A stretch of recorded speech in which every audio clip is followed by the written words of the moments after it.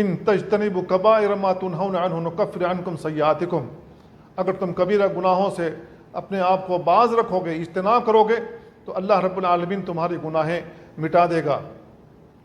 تو گناہ کبیرہ سے اجتناب کرنا چاہیے۔ بہت سے لوگ حج کرتے ہیں، عمرہ کرتے ہیں، بار بار کرتے ہیں، لیکن نماز نہیں پڑھتے۔ نماز نہ پڑھنا گناہ کبیرہ ہے، والدین کی نافرمانی کرنا گناہ کبیرہ ہے، چوری کرنا گناہ کبیرہ ہے، شراب پینا اور شراب کی طرح جو بھی چیزیں ہیں جس سے آدمی مخمور ہو جائے ان کا استعمال کرتے ہیں، یہ سب گناہ کبیرہ ہیں۔